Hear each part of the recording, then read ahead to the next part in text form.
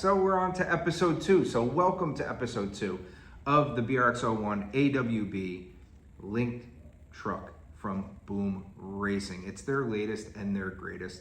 Thank you to Jason and the team over at Boom Racing for designing such a beautiful, beautiful truck. The fit and finish, I say it every single time I build one of these. Every time I'm on video, you hear me say it. It's because it's true. Fit and finish, fit and finish, fit and finish. Everything is perfect every single time, even the hardware. It's just pretty. It's like jewelry. So what we're gonna do is we're gonna get this out of the way because we don't have axles in it to stand it up. I was just trying to make it look fancy. We are going to be on page 17. We're doing the gearbox. So I already know we're gonna need it, so might as well grab it out now. All right, so boom, and if I get my fingers to work, boom, there we go. All right, and we need bag H. So easy to find, look at that, all the parts you need. Bag H, gearbox, transfer case, and then we are off to page 18, which starts assembly. So I'm gonna go assemble and come back, and if I have any tips and tricks, anything that I read that maybe I want you to pay attention to, I'll let you know. Okay, before I get started, see, I ran into something that I wanna show you. So on page 17, it tells you need bag H, right? Which is all these kind of parts, right? Your spur gear, your pinion, some internal gears here. So then what you need is on page 18, that's the hardware. So D is gonna be the bag that's gonna have all your shims and your screws. And definitely pay attention to the directions when dealing with the shims and stuff, because there are different sizes, there are different thicknesses, and you're gonna wanna pay attention to all those exclamation points that are on the page, especially during this process.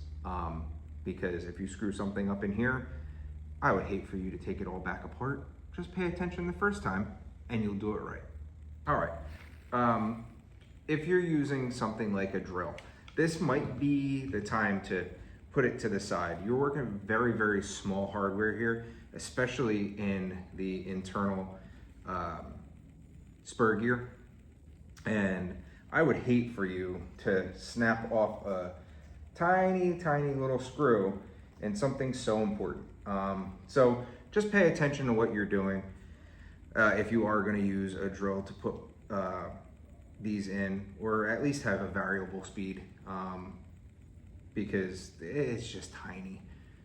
And pay attention to the directions. Again, let's move on. Okay, I know I'm not at the table, but that's because I wanted to show you this.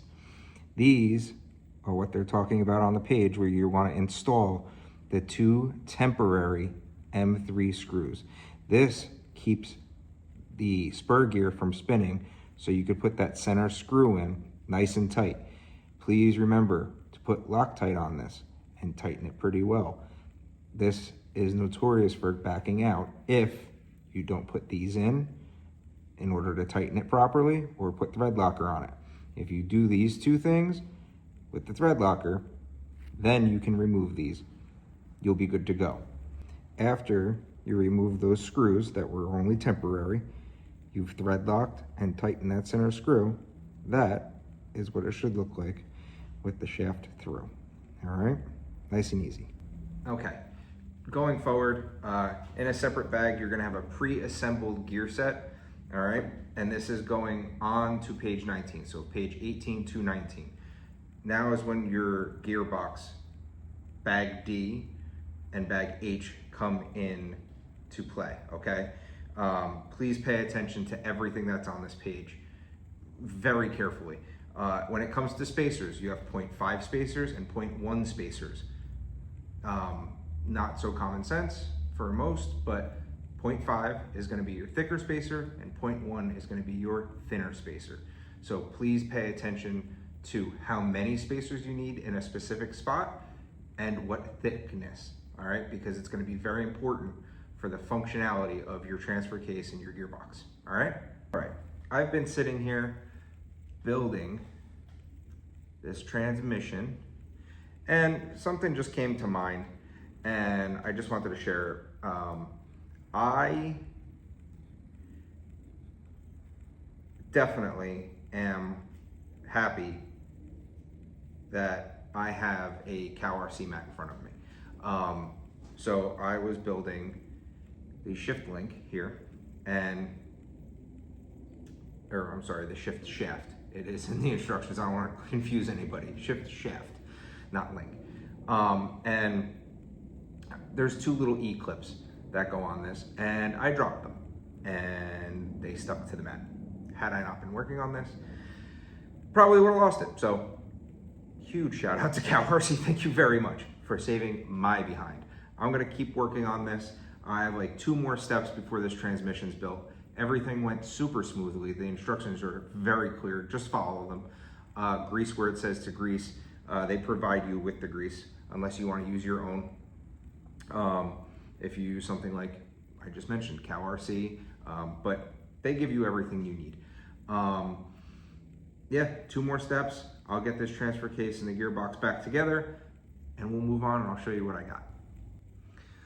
Okay, so now we have a free spinning transmission. Pull the 2-speed.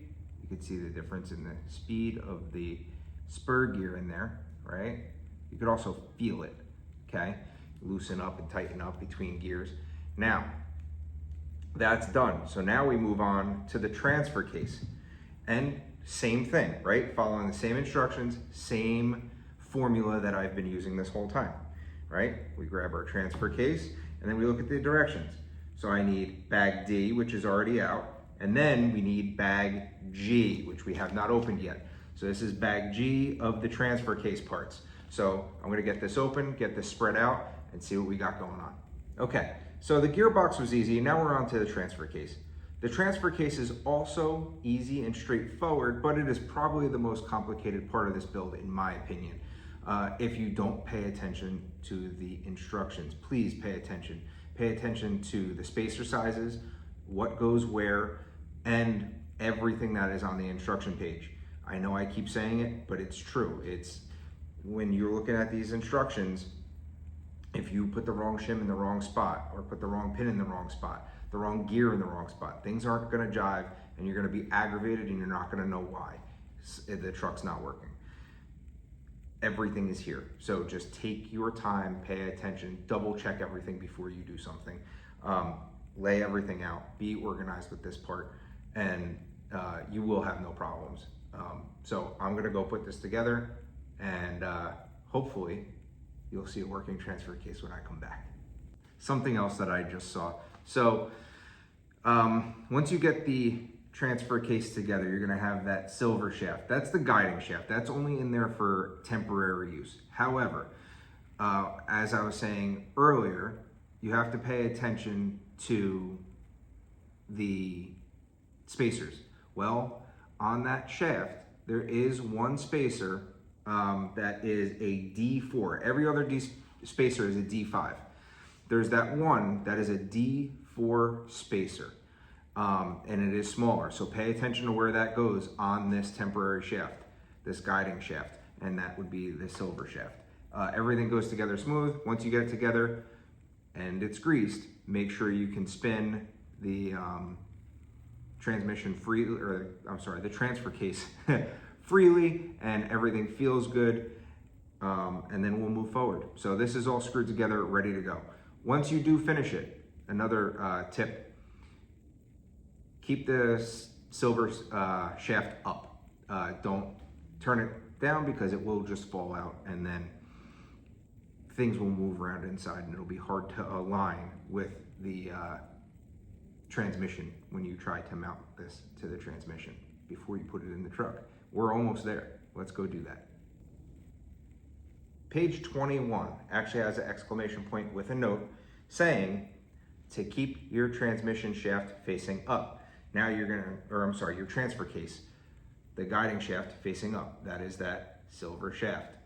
Then you're gonna take your transmission and put it vertical, all right? So you're gonna remove this shaft pin, the temporary one, and you are going to load in your transmission. And it will not snap into place, but you will get positive feedback when it is in the correct position. All right, now we can put it down and leave it like that, okay? Now it's just in there loosely, right? It's not connected by anything. So if you pull that apart, there is a good chance that one of those spacers, one of the shims, as well as the gear could move, and you might not be able to get that back in quite as easily, all right? So just remember, push it together and then put it down, and we'll wait to the next step to put it into the truck. Another important part here, all right, we got the transfer case and the transmission mounted. Underneath here, you're gonna have 2 screws that mount the transfer case. The inboard one, the one more center line with the transmission, that is a shorter one, that's a 6. The one to the outside, to the left side rail, that is gonna be a 10. So just remember, pay attention to the instructions, because if you put the wrong one in the wrong spot, you're probably gonna break the screw off in the transmission or against one of the teeth in the transmission, and it's just gonna be a bad day. So pay attention from the start and you won't have any problems. But there's the transfer case and transmission in. I can freely spin it by the shaft and everything moves buttery smooth. It shifts just fine by hand. So can't wait to move on. Let's go. All right, after looking at the next step of the instructions, we're gonna be on page 23. So this is gonna end episode 2, where we have a chassis, transmission, and transfer case all ready to go, because the next part is the link system, where this truck shines. That is the big deal on this truck, right? So we're gonna take some time and talk about that link system and what it does. So join us for episode 3 of the build series. Stay badass, everybody. We'll see you next time.